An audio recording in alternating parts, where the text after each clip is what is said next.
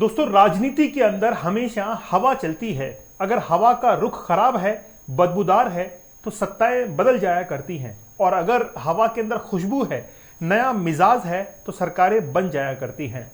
Recently cockroach जनता party के बारे में मैं आपको वो चीजें बताने वाला हूं जिसको देखकर सुनकर आप बड़ा सरप्राइज फील करेंगे कि ये कुछ जो है वो चल रहा है। रिसेंटली जंतर मंतर पर 10 बजे जो है प्रोटेस्ट देखने को मिल रहा है। बहुत सारे युवा वहां पर शामिल हैं। इसको क्या हम लोग राजनीतिक एक प्रोटेस्ट कहें या डिजिटल प्रोटेस्ट कहें, सरकार के खिलाफ जो आवाज उठाई गई है, इसको हम लोग कहते हैं कि डिजिटली युवाओं को इकट्ठा करके सामूहिक रूप से सभी को एकजुट करके एक मंच जो है प्रोवाइड करवा दिया है। लेकिन सीजीआई आखिरकार इतनी फेमस कैसे हुई? सीजीआई के अंदर जो मेंबर्स काम कर रहे हैं वो कहां कहां से लिंक रखते हैं, अगर मैं आपको बताऊंगा तो आप कहेंगे कि सर ये क्या है। आप खुद देखिए, सीजीआई जो है, सीजेपी जो है, सीजेपी इसके अभी लगभग 23 मिलियन के आसपास है। अभी आंकड़ा 23 मिलियन पहुंच चुका है। अब political front of the youth, by the youth, for the youth. समझ रहे हैं आप? हर चीज यूथ को लेकर टारगेट की गई है। और देश के अंदर जो सामाजिक परिस्थितियां, शैक्षणिक परिस्थितियां, एजुकेशनल जो सब कुछ चल रहा है, इसको लेकर सीजेपी ने अपने एजेंडा को सामने रखा कि हम लोग युवाओं की आवाज बनकर सामने आ रहे हैं। दोस्तों, कुछ फोटोग्राफ्स में दिखाना चाहूंगा, आपको देखने की जरूरत है। आप भारतीय युवा हैं, कहीं जो है आपको एक सही राह, सही सोच कोई भी दे सकता है, ये भी दे सकते हैं, मैं भी दे सकता हूं, और देश का कोई नेता भी दे सकता है, कोई युवा, कोई भी व्यक्ति दे सकता है। अभिजीत दीप के, जो कि दिल्ली एयरपोर्ट पर उतरते हैं, इन्होंने कहा कि 6 जून को हम लोग प्रोटेस्ट करेंगे। लेकिन प्रोटेस्ट से पहले कोई भी पुलिस परमिशंस नहीं ली गई, और ये कहा कि जैसे ही हम लोग उतरेंगे दिल्ली पर, हम वहां पर उतरते ही जो है परमिशन ले लेंगे, उसके बाद में जंतर मंतर पर पहुंचकर प्रोटेस्ट करेंगे। जब ये उतरे एयरपोर्ट के ऊपर, तो इनके पास में एक बुक थी जिस पर अंबेडकर की फोटो थी। अंबेडकर की फोटो, अंबेडकर की बुक होना, इसका मतलब यह है कि आप अंबेडकरवादी जो विचारधाराएं हैं उनसे सहमत हैं और उनको ही आगे बढ़ाना चाहते हैं। हर इंसान अपनी अपनी विचारधारा रखता है। जैसे कोई इंसान अंबेडकरवादी हो सकता है, कोई गांधीवादी हो सकता है, कोई मानवतावादी हो सकता है, जैसे स्वामी विवेकानंद। उन्होंने कहा कि सब कुछ हटा दीजिए, केवल मानव को, इंसान को आप आगे बढ़ाइए। मानवतावादी विचारधारा है वो। तो मानवतावादी विचारधारा जो है वो भी होती है। तो ये अंबेडकरवादी विचारधारा उनसे सहमत है, और ये जिस फैमिली बैकग्राउंड से आते हैं वो कहीं ना कहीं कनेक्ट जो है वो करता है। जैसे न्यूज़पेपर्स वगैरह, वहां पर सब पर ये चल रहा है कि ये एक दलित समाज से जो है आते हैं और उनकी आवाज बनकर ये सामने आए हैं। लेकिन केवल उनकी नहीं, युवाओं की आवाज बनकर भी ये सामने आए हैं। कुछ फोटोग्राफ्स मैं आपको दिखाता हूं। देखिए, किताब यहां पर हाथ में है, एक किताब मैं आपको और दिखाता हूं। भारत का संविधान कौन है? सांसद हैं चंद्रशेखर आजाद। इनकी भी विचारधारा सेम ऐसी ही लग रही है। फिर ये जो है वो देखे जाते हैं यूएसए के अंदर।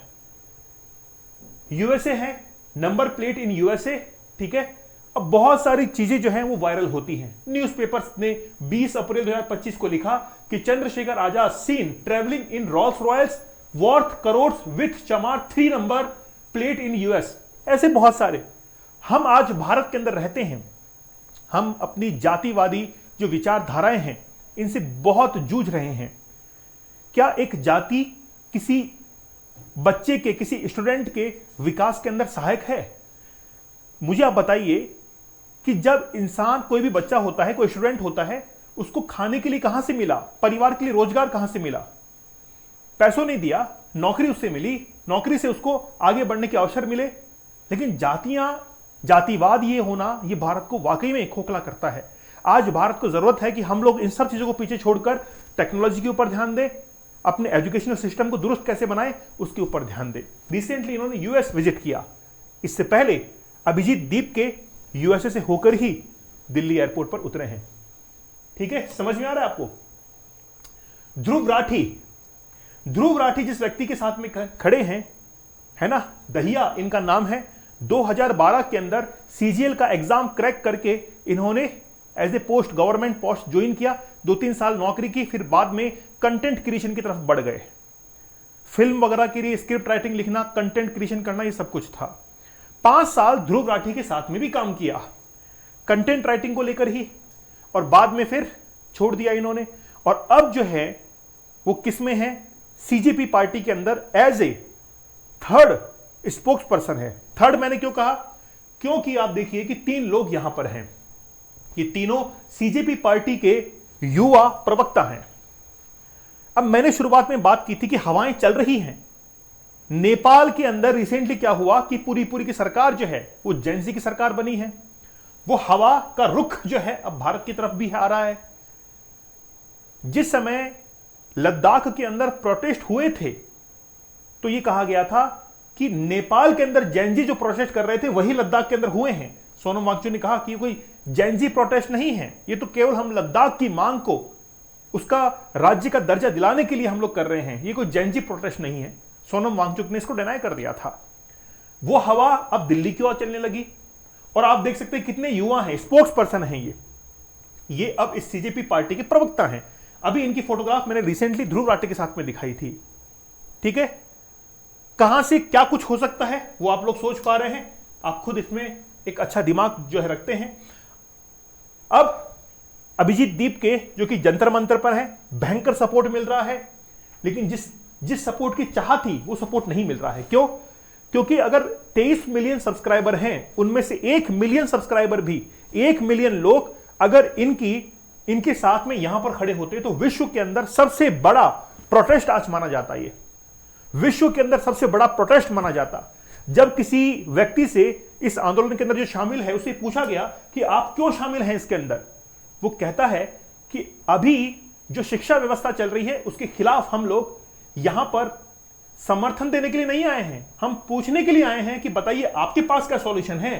जो लोग इनके ग्रुप के अंदर शामिल है वो समाधान की तरफ देख रहे हैं, ना कि किसी पार्टी को ज्वाइन करने के लिए। वो डिजिटल प्रोटेस्ट की तरफ बढ़ रहे हैं। ठीक है, अब अभिजीत दीप के जो है वो कहां पर है, जंतर मंतर पर है, प्रोटेस्ट चल रहा है। अभिजीत दीप के जो कि पहले आम आदमी पार्टी से संबंध रखते थे, उनके लिए पूरा सोशल मीडिया सब कुछ वो देखते थे। अचानक से सब कुछ ये हुआ, आम आदमी पार्टी बिखरी और ये यूएसए चले गए और वहां से अब दिल्ली जो है इन्होंने कदम रखे हैं।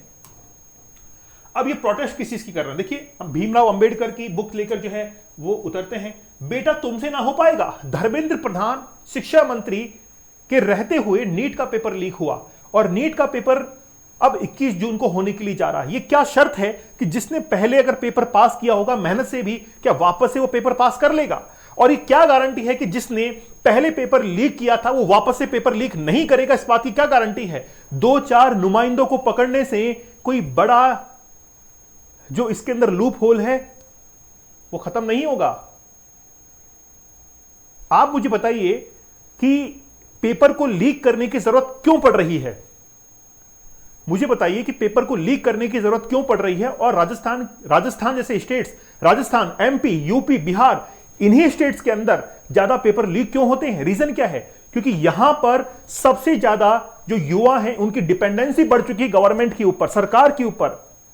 और जब सरकारी नौकरी के ऊपर डिपेंडेंसी बढ़ती है तो उनके पास में और कोई चारा बचता नहीं है। उनको लगता है कि ना तो हम बिजनेस कर सकते, नौकरी कर देंगे तो रगड़ दिया जाएगा, मेहनत बहुत भयंकर करनी पड़ेगी, हो सकता है कि उसमें आगे ना बढ़ पाए, तो गवर्नमेंट के ऊपर ही एक डिपेंडेंसी बनती है। तो एक प्रेशर रहता है मेंटली कि बस अब तो कर दो, जो होगा जो देखा जाएगा। वो ये सोच पाने में मुश्किलात का सामना करता है कि आगे भविष्य में क्या होगा, लेकिन वो चाहता है कि मैं गवर्नमेंट की तरफ जो है मूव कर जाऊं। तो एग्जाम का प्रेशर इतना जबरदस्त है। क्या कोई स्टार्टअप शुरू करने की ओर नहीं निकल सकता? क्या कोई खुद का बिजनेस कैसे शुरू कर पाए इसकी पढ़ाई नहीं कर सकता? क्या NEET, IIT, JEE, chartered accountant, इनका प्रेशर स्टूडेंट के ऊपर इतना जबरदस्त होता है क्योंकि उसको और कोई ऑप्शन नजर नहीं आ रहे हैं, क्योंकि और कोई ऑप्शन क्रिएट ही नहीं किए गए हैं। और कोई ऑप्शन क्रिएट नहीं किए गए हैं। अगर क्रिएट किए गए होते तो एक स्टूडेंट के दिमाग के अंदर इतना प्रेशर नहीं होता उस एग्जाम को क्लियर करने का। उसको लगता कि मेरे पास में और भी तो कई ऑप्शन हैं, और भी कई ऑप्शन हैं। तो धर्मेंद्र प्रधान का इस्तीफा जो है वो मांगने के लिए ही ये सभी लोग कहां पर हैं? अभी जंतर मंतर पर हैं। NEET paper leak, OSM, CUET के लिए इंसाफ कहां है?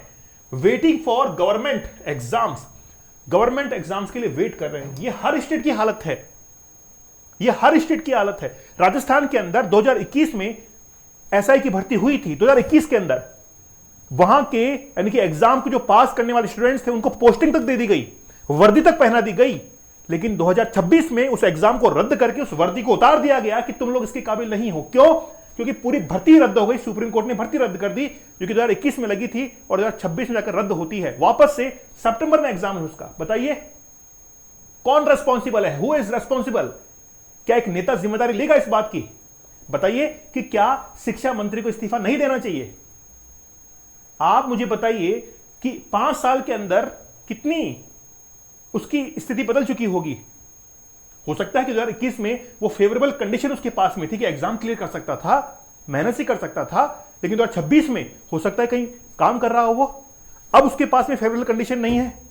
तुमने तो अपने बेटों को सेट कर दिया, उनके लिए बिजनेस खड़ा कर दिया। बताइए, आप क्रिकेट काउंसिल के अंदर हेड बन जाते हैं, चीफ बन जाते हैं बिना कुछ किए। क्या कर दिया आपने ऐसा? बताइए। बात यह है कुल मिलाकर कि आपके बच्चे जो नेता वगैरह के बच्चे हैं वो एग्जाम नहीं देते, उनको परवाह नहीं है।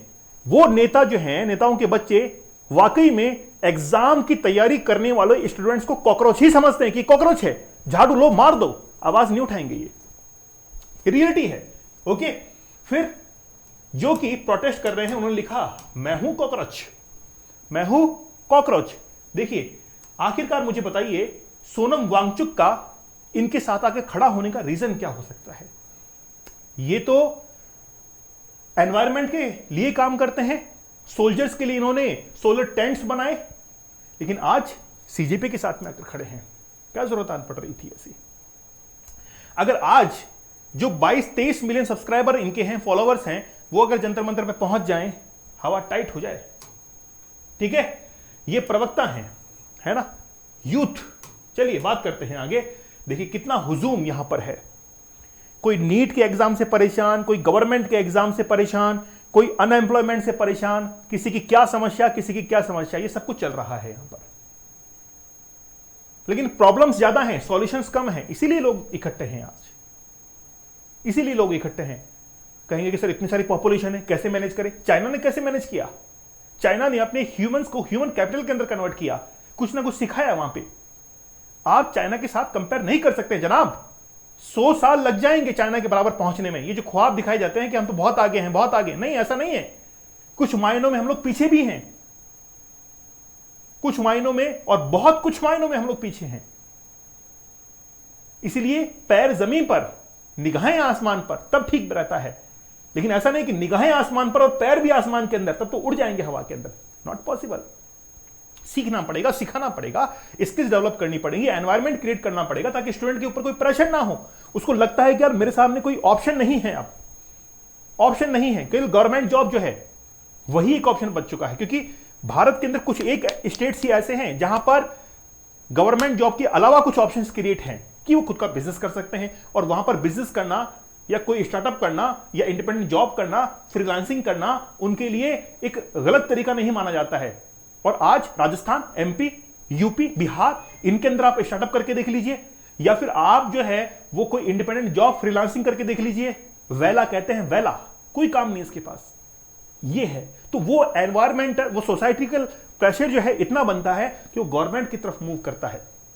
और जब कोई चारा नहीं बचता है तो पेपर लीक ही एक चारा बचता है कि मुझे करना ही है, क्या करूं, कहां जाऊंगा मैं, है ना, क्योंकि इनकम सोर्सेज डेवलप नहीं है। ठीक है, अब Mahavir is a class 12th CBSE pass out है, अपनी कहानी बयां करता है। अच्छा, इसको छोड़े, एक कहानी और है, ये देखिए। My daughter appeared for NEET UG, the paper government leak, the re exam happen on 21 June, but what's assurance that it would be compromise again. वो कह रहा है कि अब बताइए 21 जून को होने की जा रहा है, अब कॉम्प्रोमाइज नहीं होगा क्या? बताइए, वापस से कॉम्प्रोमाइज हो गया, कौन इसके लिए जिम्मेदार है? He says, what if the rich and powerful are once again? एक स्टूडेंट को जब ये लगता है कि हमारे देश के अंदर एक पैसे वाला और पावरफुल व्यक्ति जो है वो सब कुछ कर सकता है, इसलिए वो जो स्टूडेंट है वो किसकी ओर भागता है कि मुझे पावर चाहिए, पावर चाहिए। और जब वो पावर उसको मिलती है तो वो करप्ट हो जाता है। क्यों? क्योंकि अगर किसी भी ऑफिसर या किसी भी इंसान को अगर आपको परखना हो तो उसको पावर देके देख लीजिए। जब उसके पास में शक्ति आती है तब उसकी तुलना होती है कि वो करप्ट होगा या नहीं होगा। एक आम इंसान ये सोचता है कि नहीं, करप्शन बेकार है, लेकिन जैसी पावर आती है तो पावर आने के बाद फिर उसके कैरेक्टर का असली टेस्ट होता है कि अब वो अपने उस कैरेक्टर के ऊपर बना रहता है कि नहीं बना रहता। तो वो पावर जो है वो मेजर करती है इस चीज को लेकर। ठीक है, तो सब कुछ यही चल रहा है। आपका क्या मानना है मुझे आप लोग कमेंट सेक्शन में जरूर बताइएगा। लाइव जो है हमारा कोर्स चल रहा है, जल्दी से आप लोग ज्वाइन कर लीजिए। ठीक है, चलिए, तो आपके कमेंट्स का मुझे इंतजार रहेगा। ओके, कहानी समझ में आई स्टार्टिंग से? चलिए, तो कमेंट में आपके बेहतरीन एक जो भी आप सोचते हैं बताइएगा। युवाओं की बात है, युवाओं तक पहुंचनी चाहिए। तब तक धन्यवाद, थैंक यू, जय हिंद।